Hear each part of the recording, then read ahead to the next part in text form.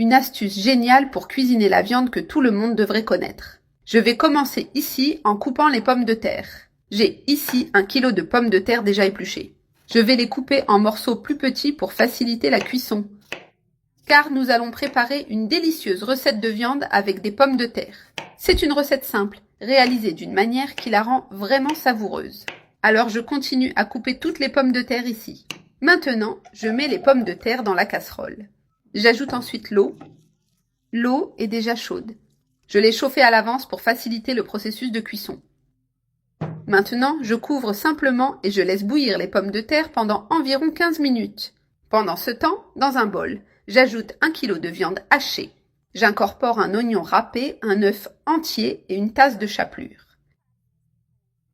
Et nous allons aussi bien assaisonner cette viande. J'ajoute une cuillère à café de sel. Une cuillère à café de poivre noir. Et une cuillère à café d'ail en poudre.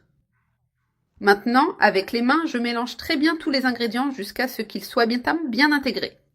Avec la viande bien assaisonnée, nous passons à l'étape suivante. Je place la viande sur une feuille de papier sulfurisé. Et je l'étale avec les mains en lissant bien pour qu'elle soit uniforme.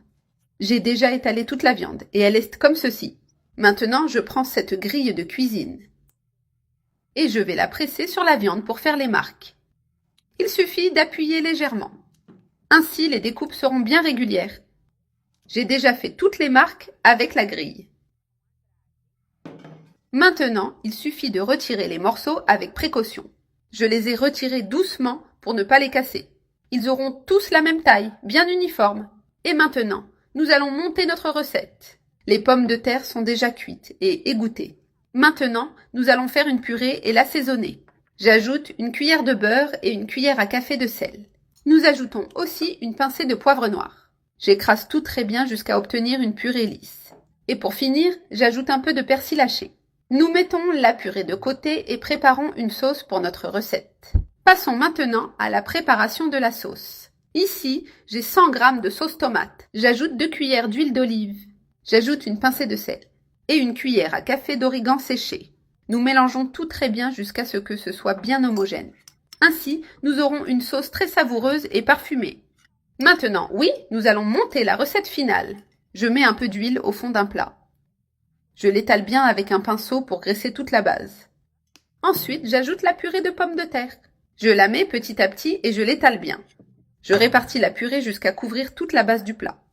J'organise pour qu'elle soit bien répartie et uniforme. Maintenant que tout est en place, je continue à lisser pour qu'elle soit bien nivelée.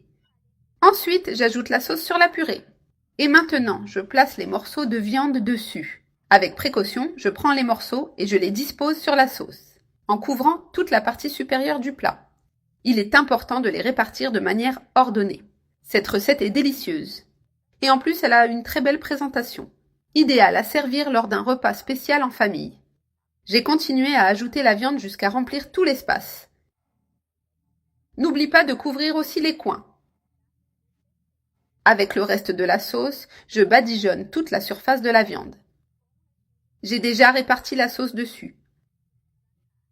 Maintenant, je couvre avec du papier aluminium. Je scelle bien tous les bords pour fermer. Ainsi, nous garantissons que l'humidité se conserve pendant la cuisson. Tout est bien fermé et prêt à aller au four. Parfait. Nous mettons au four préchauffé à 200 degrés pendant 30 minutes. Après ce temps, je mets le fromage dessus et je remets au four. Pour 10 minutes de plus, juste pour gratiner le fromage. J'ai déjà sorti notre recette du four. Maintenant, je coupe un morceau pour montrer le résultat. À l'intérieur, elle est juteuse, dorée et très appétissante. Avec une saveur incroyable, douce et bien équilibrée.